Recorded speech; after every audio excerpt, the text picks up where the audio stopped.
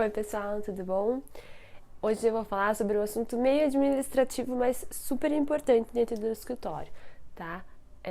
Nem se for de arquitetura, design de interiores, de decoração, seja do que for. Quando a gente lida com clientes, a gente lida com pessoas, né? Então a gente tem que se proteger e deixar o cliente seguro também. Então eu vou falar sobre contrato. Sabe da importância de um contrato dentro do escritório? Sabe o que deve conter um contrato, né? Que dados que tem que ter para, se você precisar entrar na justiça para receber do cliente, para, se você quiser romper o contrato com o cliente, se o cliente quiser romper o contrato com você, o que deve ter? Então vamos lá.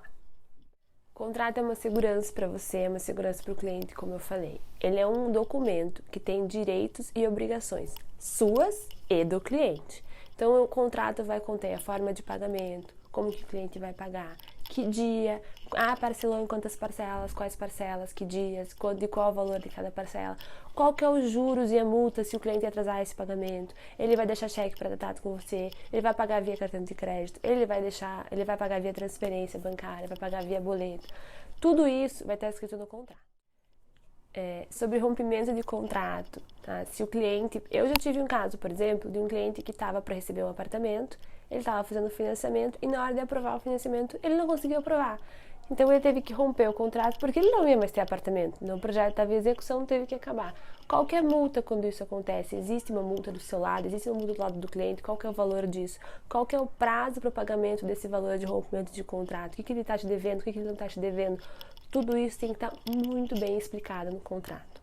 Tá? Um contrato ele é válido como um título extrajudicial, desde que você tenha um foro explicado no final do contrato. Então aqui eu moro em Curitiba, eu sempre determino o foro da cidade de Curitiba para qualquer dúvida que tenha no contrato, tá? E duas testemunhas, tá? O ideal é sempre uma testemunha do seu lado e uma testemunha do lado do cliente. Então, quando você faz o contrato no escritório, você assina e já põe uma testemunha do seu lado assinada. Você manda o contrato para o cliente assinar. Normalmente, ou eu deixo com o cliente para ele ler o contrato com calma, ou eu mando antes por e-mail para ele ler. Quando ele vier para a reunião, ele só assina. Mas não comecem um trabalho sem ter um contrato assinado. Isso é muito importante para você, principalmente, nem tanto para o cliente. Tá bom? Porque se alguém tiver que sair lesado no começo de um projeto novo, vai ser você, infelizmente. Se você tiver algum problema com esse cliente e quiser resolver, por exemplo, uma falta de pagamento, você não consegue receber do cliente, você pode levar esse contrato a um cartório de títulos e protestos. E esse contrato passa a valer como um documento de dívida do cliente.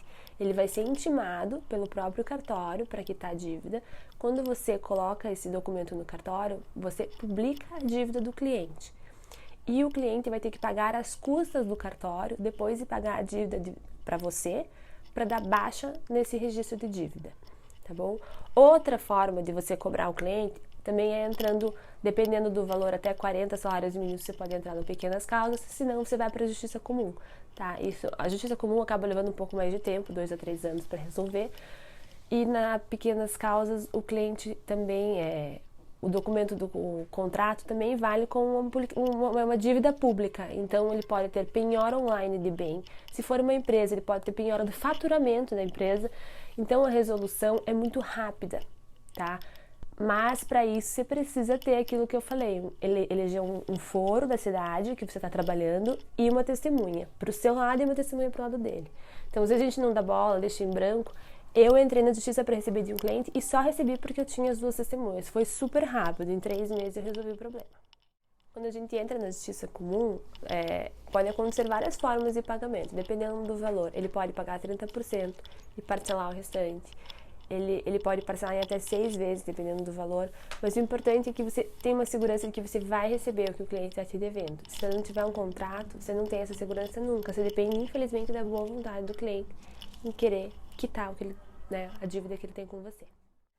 Fora isso, tem itens muito importantes que tem que estar no contrato. Por exemplo, prazo de entrega. Como que você vai entregar o seu projeto? Tá?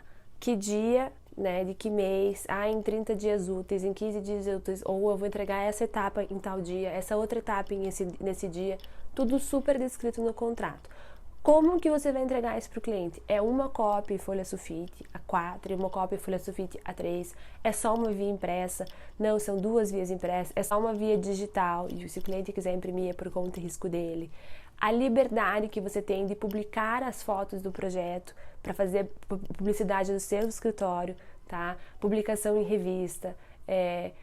Quando o cliente assina o contrato, ele está assinando um termo de permissão para você tirar foto e publicar para fazer marketing do seu escritório. Ele pode querer tirar essa cláusula do seu contrato, mas se ele não tirar, você tem uma garantia de que você pode fazer isso e não vai ser prejudicado lá na frente. Uma coisa bacana que tem que estar se está fazendo um contrato de projeto de execução, o número de visitas, como que vai ser essas visitas, como que você vai mostrar para o cliente, né, que você vai entregar um relatório de visita, você não vai entregar, o que está incluso nesse pacote, de como que é o teu acompanhamento de obra, o pagamento desse acompanhamento é por mês, o pagamento desse acompanhamento é um valor total, dividido em tantas parcelas, quando que ele vai começar a pagar, quando que ele vai deixar de pagar. Tudo isso tem que estar muito bem especificado. Taxa de prefeitura, quem que paga? É você ou é ele? Taxa de conselho de arquitetura, né? Conselho de engenharia, quem que paga? É o cliente? É você? Tudo isso tem que estar especificado no projeto. Por quê? É aquele velho ditado, o combinado não sai caro. Se tiver no contrato, por exemplo, fui comprar um metal, o cliente deixou o metal na obra, o metal sumiu. De quem que é a responsabilidade? Entendeu?